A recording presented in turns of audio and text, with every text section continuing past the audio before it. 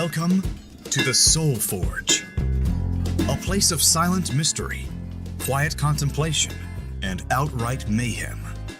Join your host, Sean Vanderloo, as he guides you through the adventures of living. Together, we'll talk about life and love, sex and dating, joy and heartache, memories and loss, and so much more. Don't worry, it's not nearly as pretentious as it sounds. Get ready for life, the universe, and everything on the Soul Forge.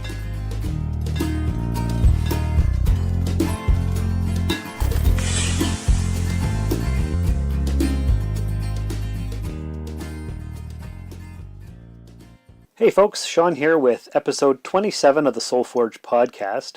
If the Soul Forge podcast was a musician, this would be the last episode.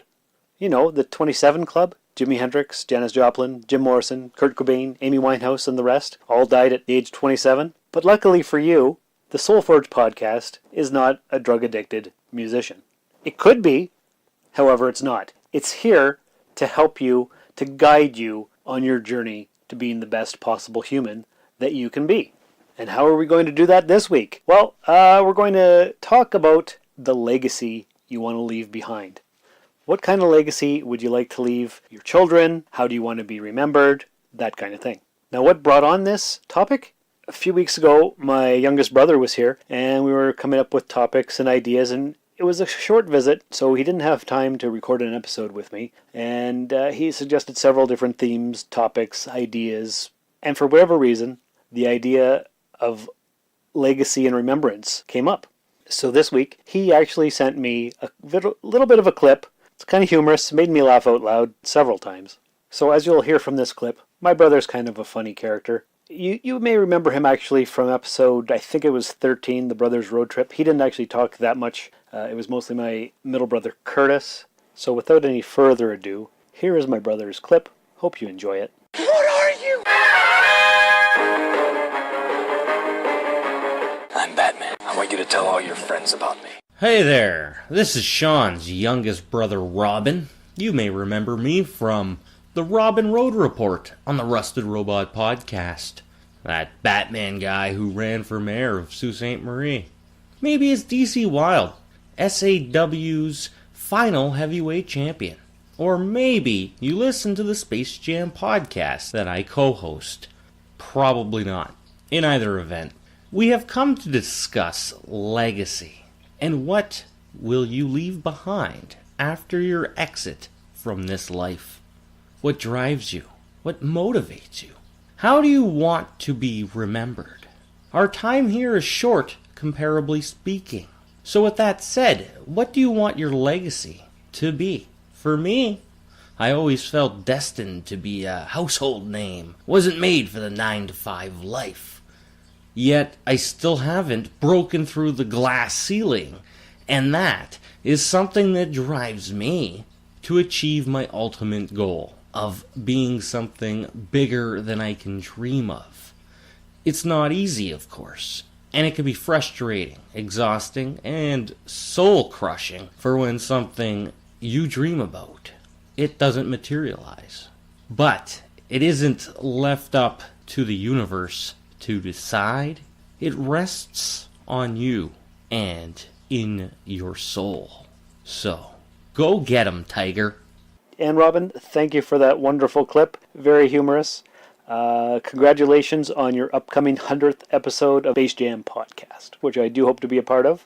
Folks, that should be coming out I think they just did 97 last weekend, so within the next 3 weeks they're going to do their 100th episode. You should all listen to them. I believe they are spacejam.podbean.com, but I might be wrong. So check out Space Jam podcast. So legacies, how we want to be remembered. I've often thought of this. It's something that's been on my mind a lot. Part of the reason why I would love to have immortality so I can continue to make an impact on the world. And what are things that I have done to leave a lasting legacy? Well, when I was younger, I wanted to be rich and famous. And then as time went on, I just wanted to be rich. And other times in my life, I just wanted to be famous. Now I would settle for just having enough money and being happy. Happiness is where it's at, contentment, love, all that good stuff. But getting back to the whole fame thing, that's really what I wanted. I wanted to be a famous author. I wanted to be a rock star. After university, I thought what I might do is go teach English overseas in China or somewhere, save up all my money, and then come back, move to Hollywood, and try to be an actor, go to as many auditions as I could until the money ran out, and then come back to Canada or whatever. Whatever reason, I didn't do it, didn't happen, but that was always a thought in the back of my mind when I was going through university. Because if you think about it, who are the famous people of history? Who's really left a legacy? Well, if you think about it, who do we know about as a culture? We know ancient history people like Socrates and Moses and Jesus, Pythagoras, Aristotle, Plato, those famous people of history, like ancient history, the Romans, Caesar, and all those guys. And then if you jump forward in time, you've got Da Vinci and Van Gogh, you've got Isaac Newton and Galileo, all those famous people, the explorers, Christopher Columbus, they've all left legacies behind. That's ancient stuff, though. Move forward, who do we have? We have other famous people of history. We have Einstein, and we have JFK, and we've got Marilyn Monroe and Elvis, and all these people have left a lasting legacy, and they're going to be talked about probably hundreds of years from now. Let's see, we've got Newton and Galileo. They were, 1600s, I think, if my history serves me properly. And we still talk about them. We still know them. Got Nikola Tesla. We've got Einstein, like I said. Who's that guy? Robert Oppenheimer. People who were big in history, like Hitler. Not a good person, but he'll be remembered forever. You've got your celebrities from the 20th century. Who are the big celebrities? Well, there's Charlie Chaplin, there's Harry Houdini, we've got Marilyn Monroe, we've got James Dean, Clark Gable, Jimmy Stewart, John Wayne. All those guys, they've left a lasting legacy. Maybe they're not. I don't know how the kids these days really see those guys. But then you've got your newer celebrities. Hello, I'm Daniel Peter Hitch, author of the Bubbles the Pirate children's book series and the Connected Worlds Chronicles. You're listening to the Soul Forge podcast. Keep forging your soul. Like your Madonnas and your Michael Jacksons and those guys, and then even newer, Jay-Z, Beyonce, Taylor Swift. Are they going to be remembered like the musical celebrities from the 60s and 70s and 80s? Chuck Berry and Buddy Holly and you name it.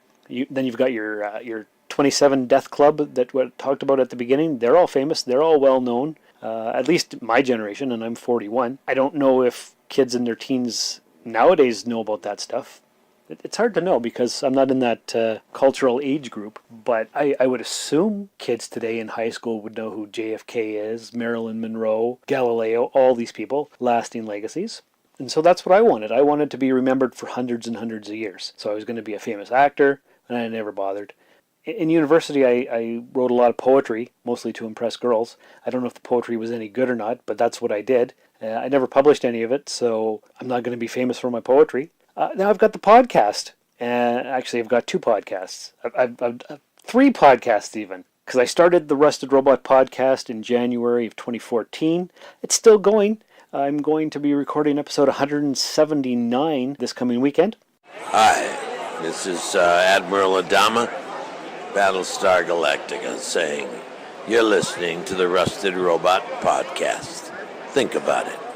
For a time, and I think we did 40 episodes, my buddy Paul Wright, also known as Furbob on Twitter, him and I recorded 40 episodes of the Sci-Fi Waffle podcast, and now I'm currently recording episode 27 of the Soul Forge podcast. And is this going to be a legacy? I don't know. Hundreds of people have listened to me on these 3 podcasts, plus other podcasts that I have guested on. What up? This is DJ Van Nielsen, one of the J&T baggers from Just in Time, and you're listening to the Soul Forge podcast. But I don't know what this podcast medium is really going to be like. Because if you think about it, when film came out, did those people back in the 20s and 30s know that it was going to be a long-lasting medium and they'd be famous 100 years later? I don't know. And this is just a small-time podcast. I'm not a big podcast celebrity like Chris Hardwick or Joe Rogan or the guy who did Finding Richard Simmons. Those are big-time podcasts. Serial, that murder mystery podcast that I've never listened to. Are podcasts going to be in the history textbooks 50, 100 years from now? I don't know. I don't see that happening because there's, at last count, I think I read 700,000 current and deactivated podcasts that have been produced. 700,000, that's nearly 1 million, and most of them are small time. It's fairly common to only have 10 or 15 listeners for the vast majority of podcasts. And then there's the big time guys who get like 1 million hits per episode. That's a lot, but is that even going to be in the textbooks? Social media. That's crazy stuff. I don't know what's going to happen. So probably the best way to carry on my legacy, at least for the next 50 years or 100 years, is my family. I've got my son Bishop. And if he has kids, then great. And that'll carry on my legacy. They might not remember me. I don't know who my great-great-great-grandfather was. No idea. I'm sure I could look it up in some genealogy thing or whatnot, but I just couldn't tell you who it was. I know who my grandfather was. I didn't know his dad. So will my great-great-great-grandkids know that their great-great-great-grandfather Sean did a bunch of podcasts in the mid-20 teens? No idea. Who could say? Is this podcast going to become a big-time celebrity-driven podcast? Is everybody going to know me? Am I going to get 20,000 downloads per episode? Probably not. It's possible. It could happen. I could become famous. You never know. But that's the legacy that we leave behind. And speaking of that, this is only episode 27. I've done maybe, 4 or 5 months worth of podcasts here. But a big thing that I often think about, actually, is time travel, or not even time travel per se, but just when people discover your podcast years later. I discovered podcasting in 2012, I think it was. And one of the ones that I listened to actually started in 2005. So I went back and listened to all their back catalog stuff. And it was kind of like reverse time travel. They would talk about current events at the time, but for me, that was 5, 6, 7 years ago. So it was kind of like traveling back in time and revisiting that specific incident or whatever it was they were talking about. So here, I think what I want to do from now on is do shout-outs to imaginary people discovering the podcast in the future. So, Sally, 2027, thanks for downloading the podcast today and listening. I hope you are getting a lot of value and enjoyment out of this episode. And Carlos, in 2019, put that purchase down. You don't need it. Michelin, 2029, thanks for coming by, and thanks for that awesome iTunes review. It really means a lot. So there you go. That's the legacy. Am I going to keep doing the SoulForge podcast for another 10, 15, 20 years? It's possible. I don't know. Can't see the future. I think that'd be great. Earlier in the episode here, I mentioned my good buddy Paul Wright, or Furbob, and the Sci-Fi Waffle podcast that we did. Well, last week we had a conversation on Skype, because after we stopped doing the podcast together, every 2 weeks we still often have a Skype chat and talk about things. But it had been a few months since we'd had one, and so last week we finally had an opportunity to get together and have a chat. And he gave me some awesome feedback on the SoulForge podcast. Actually, it was a long conversation, but I'm going to take a clip out of that conversation, which I recorded, and I'm going to play it here in the podcast. And it's just mostly a clip about him talking about how he views the SoulForge. And that's kind of like a legacy, how other people see the work that you're producing. So without further ado, here is the chat that I had with my buddy Paul. Accessing library computer data. So you've caught all the episodes of SoulForge? Yes, I have. Yeah, listened to them all now. Yeah. What is your overall impression of the thing? It's first of all, it started off very much sort of listening to. Well, it was interesting to listening to your history and you know, basically I found out stuff obviously I didn't know about you. Yeah. Which is good. Obviously, stuff that you may not have spoken to me over these conversations. So that was interesting. But I thought it was a bit sort of almost a cry for help at the start, because it was sort of, this is me, these are my problems, help me type of thing. Oh. but as you've gone on, you've got obviously it works better when you have people with you, and as all podcasts do anyway. Yeah. So the interview with Bishop was really good. I like that. Oh, good. And it's a great idea to keep that for him for later. Yes. And say this is where you were. This was you before your voice broke, because that is hilarious. I recorded my boys. If you ever listen to one of the Pathfinder episodes, I used their voices in the Pathfinder episode, and I still play it now. And it's before their voices broke. It's hilarious. So that's always good fun to keep that. The obviously when you spoke to Trish, that was very good, because I think that session with her, I think she sorted you out then. She obviously knows you really well, obviously. Yeah. Oh yeah, for sure. Better than most, and has been through a hell of a lot with you, so therefore understands you, and the fact that you're still, and I put this in the note, didn't I? The fact that you're still good friends after going through all of that, yes. and can still talk to each other, and maybe even laugh and joke about some of the things that you did, is so important. I mean, that's great to hear that you haven't split up and gone really catty and nasty about it, and to the point where Bishop then starts to really suffer for it. Right. And I think for his sake, that is going to be such a good relationship between you two. That obviously has to be what it is. So I was really quite, I don't want to use the word emotional, but I was really pleased. It really pleased me that you would, that relationship was there for you and her, obviously, but for you, because it's great for Bishop, and it's good for you going forward. It's good for her going forward. You're not bitter. You're not twisted, and you've come out of it really well. So that was a really good episode. Just listening to the two of you talk and talk about serious subjects, not just having a laugh and a joke and saying, "Oh yeah, remember this, remember that." Talking about obviously your son and losing him and all that, which was an amazing thing to talk about on a podcast. When you said yourself that it took you a long time just to mention his name. Oh, it did. So yeah, I think that whole podcast really was a cracking one. It really was a good one. The one with the brothers road trip was hilarious.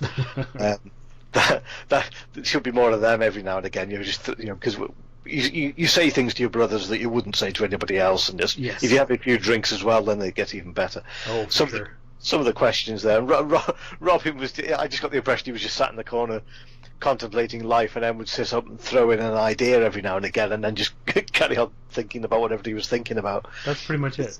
Yeah, it's sort of, that was the impression I got, whether it was like that. Yeah. But yeah, there's been some really good ones more recently. I think you're getting into the stride of it now. Yeah, it took me a while to get the flow. Yeah, I'm still amazed that you come up with any ideas for it, because it's not easy. It can't be. There's so much you can say. And I think about it all week. And what topic am I going to choose? How much do I actually want to reveal about myself? But yeah, that's right. I mean, and the fact that this is going to sound really bad, but the fact that there's only a few people listening to this makes it easier to say stuff that you wouldn't normally say, because nobody's going to listen to it. But it's very, what's the word I'm looking for? It's great to get it off your chest and to talk about it, even if it's just to a microphone. Just to saying the words out loud can really help with any of the problems or issues that you've got. Saying it is half the battle. Once you've said it and got it out there, if somebody else has had the same problem or has had an issue that they reply to you, then that's great. Suddenly you think, oh, somebody else out there who has done the same thing or has felt the same way or whatever. So yeah, even if you just think that you are talking to a microphone, and it helps get it off your chest and get it out into the open, even if there's nobody listening to it. You've said it. That's part of the whole thing. Yeah, exactly. Yeah. I'm almost thinking I need a co-host for it. It would be, that is true in some respects. Again, it's how far you can go with a co-host, because once they've spilled the beans on their life, you've now got two people sat there going, right, maybe we need a third one. Get somebody else in. What you do need is yes, it would be good to have a second person, because then you could talk and get a reply straight away and run through the issues and try and work something out and see if there is any answers to the questions you have. Exactly. But also you need a guest to come on and talk about their problems and their issues. Well, that's why on 14 I had Heather.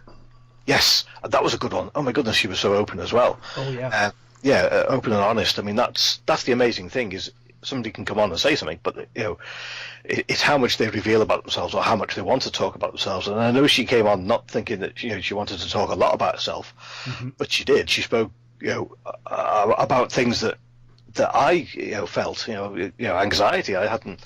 I felt all these things over the years, but never really. And I'm not one for saying, "Hey, let's go to a therapist and talk about this," or "Let's go to counselling" or whatever. That's not me. Yeah. But then suddenly somebody says, "Well, actually, there's a name for what you're feeling. It's called anxiety, and everybody has that." And oh my goodness, wow, yes, okay, now I know what it is. I can look at it in a different way. And it was amazing. What she said really rang true about the way I feel. I do get anxious about things, and I don't like. My youngest son's the same now. He's not very social. He doesn't like going out and talking to people. I'm still the same way. As odd as that may sound, having done podcasts for a couple of years, I'm on a one-to-one basis. I find it very hard to talk to somebody I don't know at a party. Oh, me too. I can't do it. But I could quite easily go onto a stage and do a play. I'd be scared as hell, but I could do that. I know I could do that. I could talk in front of 100 people. But when it comes to one-to-one, can't do. I can laugh and joke with an office full of people that I now know, or even some people I don't know. But I can't do it. But if it came one-to-one and saying, well, so what do you do then? Oh, right, okay. You've got a family. I just don't know what to ask or what to do. It's just too awkward. Your mind goes blank. Yeah. Yeah. You just don't know what to do and what to say, and it's horrible. Oh, I know. I'm right there with you. I've always been that way. Yeah. As I say, when you go to McDonald's and order a burger, that's fine. I can do that on my own. But if there's a group of us, I'll get somebody else to do it. Oh yeah. I don't want to speak to the 17-year-old girl behind the counter asking me if I want fries. It's just weird. I completely agree. Yeah. But yeah, carry on with the Soul Forge by all means. It's. I'm amazed you can now put 2 podcasts out a week. That's crazy. Oh, it's a lot of work. It is. And now you're saying, obviously, your editing skills are coming on, but somebody's given you some software that you can now download YouTube clips and things. Yeah, it's awesome. You just copy the address from the YouTube thing, put it in this other thing, and you download it, and there it is. Presto. Yeah. Oh, it saves me so much time. Funny you should say that, because you must have been doing it really, really badly if that's saving you time. Because that's the same software that I use. I can almost guarantee it, but it's the same style of software if it isn't. That's what I do to all of the clips. That's how I tidied up your theme tune. I figured that's what you did. Yeah. The trouble is, it takes so bloody long to download it and then edit it and put it in and make it volume go up slowly and come down slowly. And that's what did my head in, is that the editing side of it. I love it to bits, but it would take so long because I would take so much care over it and trying to get everything just right, get the volumes right and everything. Yeah, because what I was doing was finding them on YouTube on my phone, holding the phone up to the microphone on the iPad and hitting record, and then saving it to the Dropbox, downloading it to the computer, and all this stuff. And now it's just seconds. Yeah, that's right. How was the volume on the Bishop episode? Oh, it was fine. Yeah. I didn't notice any problems. Why was there an issue? Because I recorded them on my phone because I just got the iPhone 7 and I brought my microphone and I forgot that the iPhone 7 doesn't have an iPhone head jack. It has the thing, so I just had the raw microphone, and it sounded really crappy. But I did some leveling and normalizing, and I guess it was okay. So I found it okay. No, I heard everything you said. It was fine. Okay, good. And what do you think of the episode length? Yeah, no, it's fine. It depends on the subject matter. When you had Trish and when you had Heather, you wanted to listen to more of that. Okay. So that length was a little bit longer, wasn't it? So that was fine. If you haven't got much to say, then by all means keep it down to 23 minutes. But better to say the quality stuff that you want to say and not just drag it on for an extra 20 minutes to try and make it the right length. Right. Okay. Good. Yeah. Or don't go cutting out a load of good stuff. Thinking you want it shorter. Vary it to what you to the stuff the stuff that you have in it. Yeah, the subject. That's what I've been doing. I find when I have somebody else, it goes longer, of course. Of course it will. And when it's me, it's 15 to 20 minutes usually. Yes, probably best to keep it that way because, like I say, on your own, you will go through what you want to say quicker anyway because you haven't got that second person interacting with you. Yeah. So they naturally will be shorter anyway. And once you've said what you want to say, that's pretty much it. When you have somebody else there, you might digress, you might come back, you might go off on a different tangent, say some things that you weren't expecting to say, like with Trish and with Heather as well. And that conversation will naturally go its own length, and you'll know you obviously know when it comes to a halt. You say, well, that's what we're going to say, and it's 45 minutes, or it's 53 minutes, or 27, or whatever. It is what it is. I would say don't go over an hour, because I think most podcasts, if you get to that length, it's starting to get a little bit too long. Yeah, I think the only one that was like that was the Brothers Road Trip one. But that was fine. Yeah, that one was long, but it was fine because it was entertaining, so it kept it going all the way through. Exactly. That's just far too long. If you think it's going to be too long, cut it down into two, and make it a part one, part two.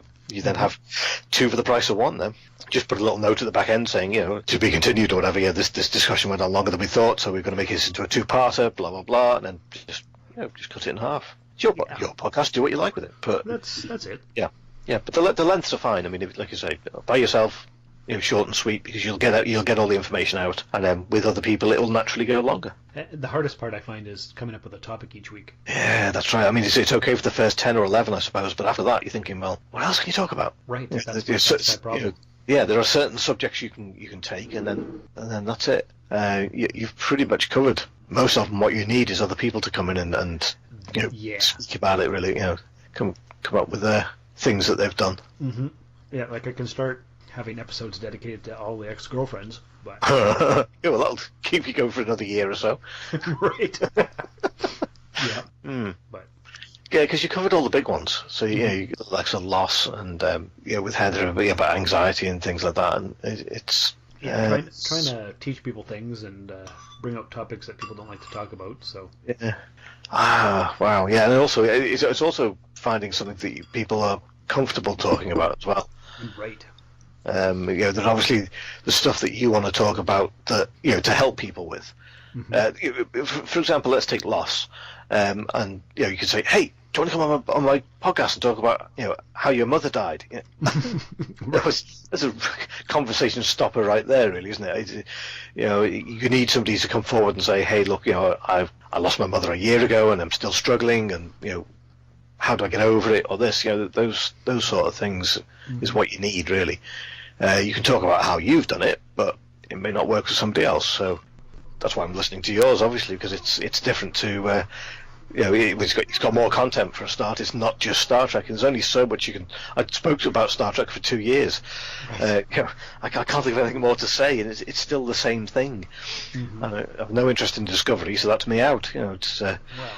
Like I say, there's far more interesting podcasts out there talking about stuff that I like Marvel and stuff like that, like you guys do. So, so that's why. I mean, I get most of my information about what's coming up, what's happening in the Marvel universe or in the film universe through what you and Josh are saying. So, good, because that's I try to have it as expansive as I can, not just narrow focused. Yeah, and it's good with. Oh my goodness, I've forgotten his name. Who's the other guy? Shane, yes. He was on the other day. He was talking about a lot of the comics and things, and how the characters in the comics are obviously different to what you see on the film, and he was compare and contrast really about what. That was great, because I don't read any of the comics, so it's good to see what. Me neither. Yeah, that's right. I'd like to, but I just haven't got the time or the money. It's good to listen to get the background on the comics stuff as well. Yeah, no, it's all good. Transfer of data is complete. Some really nice words. Thank you, Paul. You're a great friend. One day I can't wait to get over to the UK and actually meet you for real. That's going to be awesome. So, my apprentices, what kind of legacy do you wish to leave behind? Send me a tweet. Send me an email. Write on the Facebook page. Whatever you'd like to do. What kind of legacy are you looking forward to leaving behind? What are you afraid of? What do you want to be remembered for? That kind of thing. Just let me know. Let us know. Let your fellow forgers listen in. Now, as you've noticed throughout the podcast, here and there, we've heard from various other people. What I've been doing lately is reaching out to a lot of the other podcasters. I've been sending bumpers. They've been sending bumpers to me. I'm trying to build a community, get the word out about the Soul Forge, get the word out about their shows. The podcast community is tight-knit in a lot of ways, and reaching out to fellow podcasters is a great way to make connections. And that's a legacy in its own way. So I guess we'll just see what happens with that. And maybe you want to check out their podcasts. Maybe their listeners will check out this one. Maybe maybe it'll just be a podcast world one day. The Connected Worlds Chronicles. We don't know. But anyway, that's for the future to figure out. Right now, I'm going to say goodbye. Thank you for stopping in. Hope you warmed your hands on the fire of the Forge. If you would, please leave a 5-star review in the iTunes store and share the links for the episode with your friends and your family. Let's really get the word out about the Soul Forge. Let's help me leave the legacy. See what I did there? I turned it all around and brought it back. Anyway, I digress. Once again, thanks for being here. Have a great day, evening, afternoon, whatever time you're listening to this in 2037. And remember, work hard, dream big, stay humble. This has been another episode of the Soul Forge Podcast with Sean Vanderloo. If you'd like to contact the show, email us at soulforgepodcast@gmail.com. We are SoulForgePod on Twitter. You can follow Sean on Twitter and Instagram at Darth Vaderloo. Please rate and review us in Apple Podcasts or the podcatcher of your choice. To support the show for as little as $1 a month, visit patreon.com/Darth Vaderloo. Thanks for visiting the Forge. We will see you for the next episode. This has been a Valley of Vanderloo podcast production, all rights reserved. This transmission ends now.